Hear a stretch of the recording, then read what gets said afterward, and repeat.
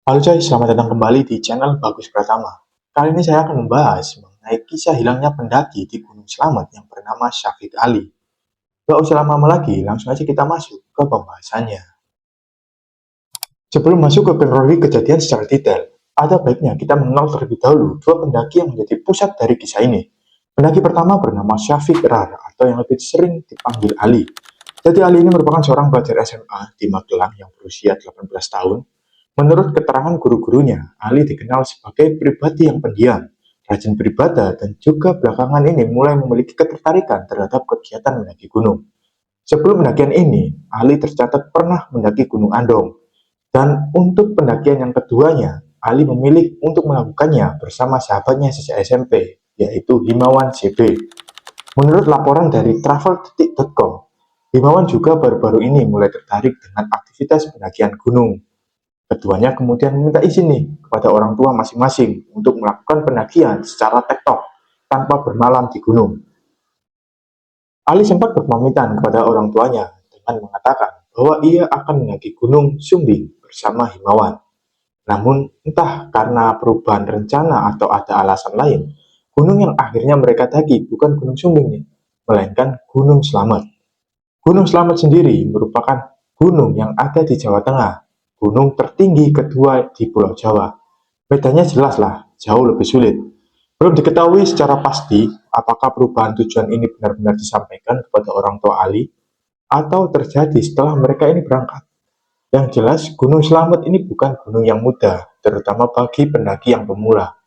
Banyak pendaki berpengalaman menilai bahwa jam terbang Ali dan juga Himawan ini belum cukup untuk menghadapi Gunung Slamet.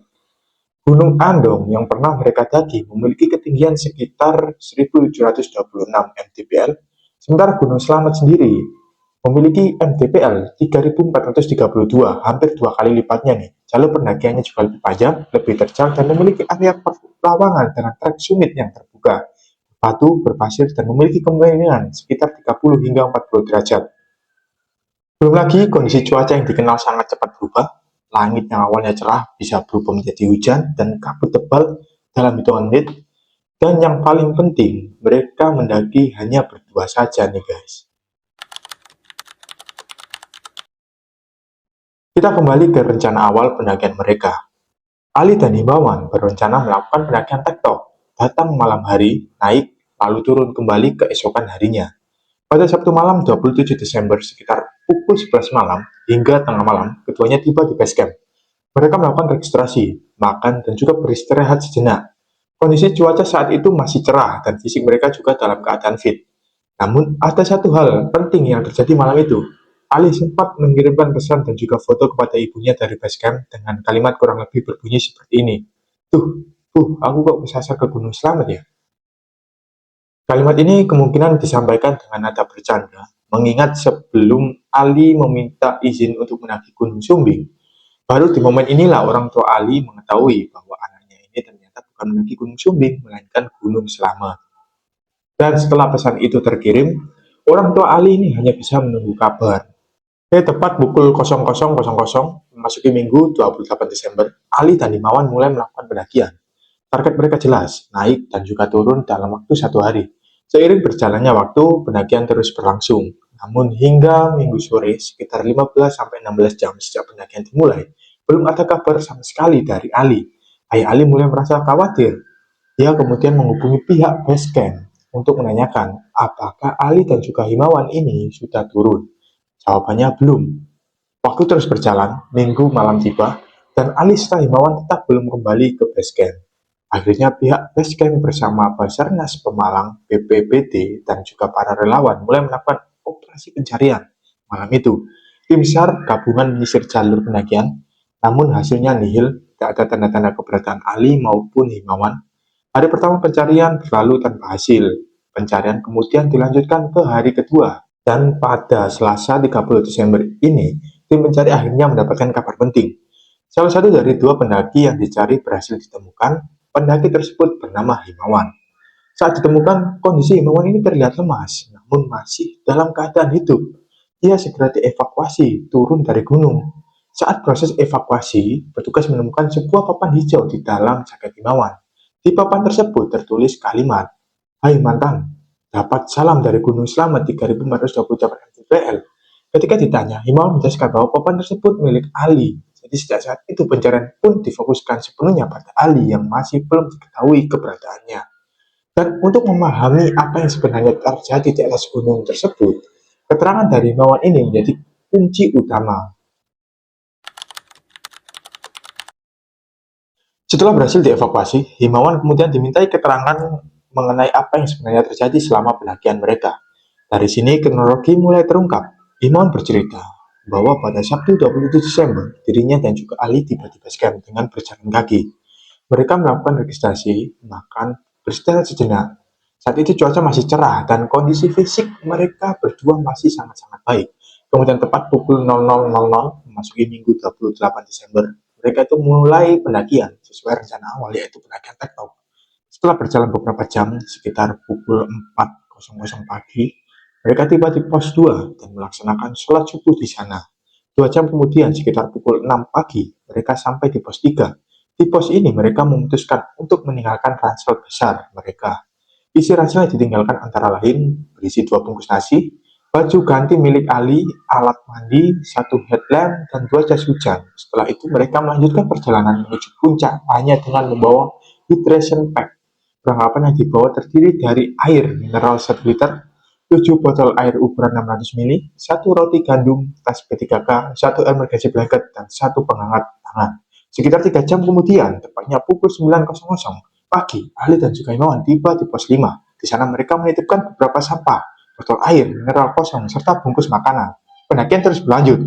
Pada pukul 12.00 siang, mereka sampai di pos 9, lalu langsung melanjutkan perjalanan menuju puncak. Jika dilihat dari waktu tempuh, perjalanan mereka tergolong cukup santai dan masih dalam batas waktu yang bisa dilakukan oleh para pendaki lainnya. Namun menurut Abdul Aziz dari Wanadri, secara aturan apabila pendaki belum mencapai puncak hingga pukul 10 pagi, seharusnya mereka disarankan untuk segera turun. Hal ini dikarenakan kondisi cuaca di puncak Gunung Slamet bisa berubah dengan sangat-sangat cepat. Meski begitu, Ali dan Himawan tetap melanjutkan perjalanan hingga akhirnya sekitar pukul 14.00 mereka berhasil mencapai puncak Gunung Slamet. Di puncak mereka bertemu dengan 5 pendaki lainnya. Mereka sempat berfoto-foto termasuk menggunakan papan hijau yang dibawa sejak awal pendakian. Sekitar 1 jam kemudian, tepat pukul 3, Ali dan juga Himawan mulai melakukan perjalanan turun dari puncak. Mereka sempat mengikuti seorang pendaki yang merupakan bapak-bapak, namun karena langkah pendaki tersebut sangat-sangat cepat, Ali dan juga Himawan ini tertinggal. Sejak saat itulah mereka menjadi pendaki terakhir yang turun dari puncak, dan disinilah situasi mulai berubah. Dalam perjalanan turun dari puncak, kondisi mulai memburuk. Cuaca perlahan berubah menjadi tidak bersahabat. Kabut mulai turun, jarak pandang berkurang, dan Ali serta Himawan mulai merasa bingung dengan jalur yang mereka lewati. Keduanya mengalami disorientasi. Mereka sempat saling menyalahkan satu sama lain karena tidak yakin dengan arah yang diambil. Seharusnya nih untuk kembali ke base camp mereka mengambil jalur kiri. Namun yang terjadi mereka bukan mengambil jalur kiri melainkan mengambil jalur kanan yang mengarah ke jalur Gunung Malang. Meski menyadari ada kejanggalan, mereka tetap melanjutkan perjalanan dan bergantian memimpin jalur. Perjalanan membawa mereka ke sebuah lembahan yang merupakan jalur air. Hari semakin gelap, mereka tiba di sebuah area bebatuan yang saat itu belum memasuki kawasan hutan. Di area tersebut, Ali sempat mengeluarkan senter miliknya, namun dikarenakan kondisi senter ini sudah mati nyala, mereka kemudian memutuskan untuk beristirahat sejenak. Saat itulah Ali meletakkan senternya, namun setelah itu ia lupa di mana senter tersebut berada. Artinya apa? Artinya Ali melanjutkan perjalanan tanpa senter nih. Mereka kembali berjalan menuruni area bebatuan, namun tanpa disadari mereka justru berada di dekat jurang. Saat menyadari bahwa jalur yang mereka lalui bukan jalur yang benar, keduanya memutuskan untuk berbalik arah. Mereka mencoba naik kembali ke atas dan mencari tempat perlindungan. Akhirnya mereka berlindung di balik sebuah batu besar yang berada di area lembahan.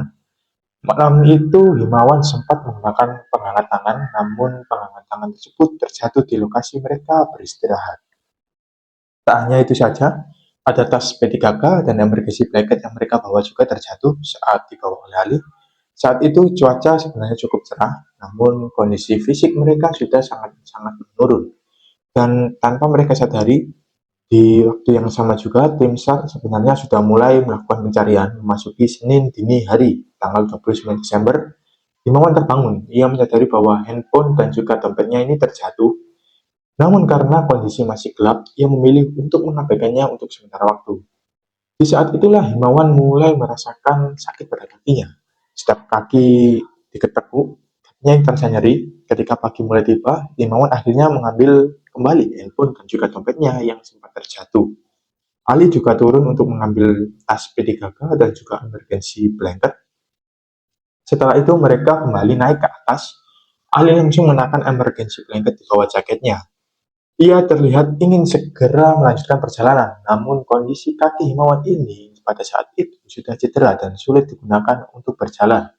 Akhirnya sekitar pukul 8 pagi, mereka membuat keputusan.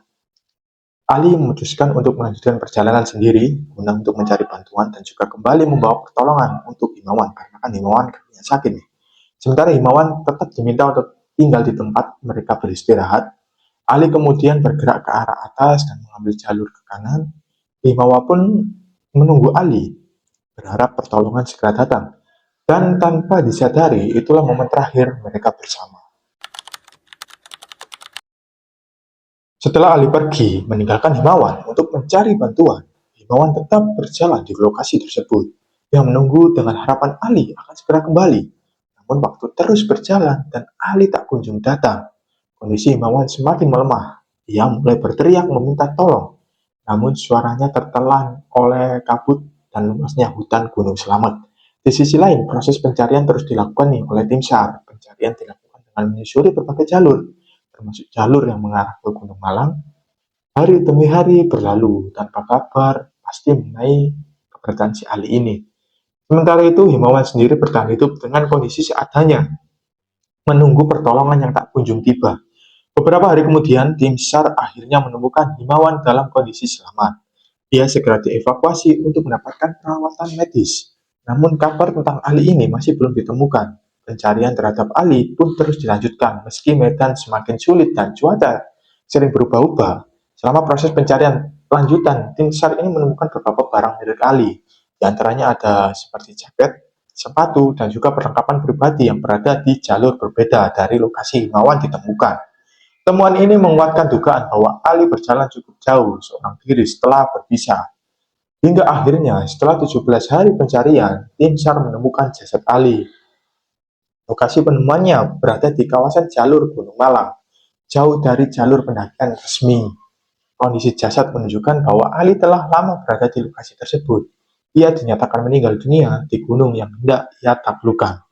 Kisah hilangnya Syafiq Ali di Gunung Slamet ini menjadi pengingat pahit bagi para pendaki, bahwa gunung bukan hanya soal puncak dan juga pencapaian, melainkan juga soal kesiapan, kedisiplinan, dan juga keputusan di saat kritis. Satu keputusan kecil, satu kesalahan arah dapat berujung pada konsekuensi yang tidak pernah terbayangkan. Jangan lupa like, komen, dan subscribe agar tidak ketinggalan video seru berikutnya.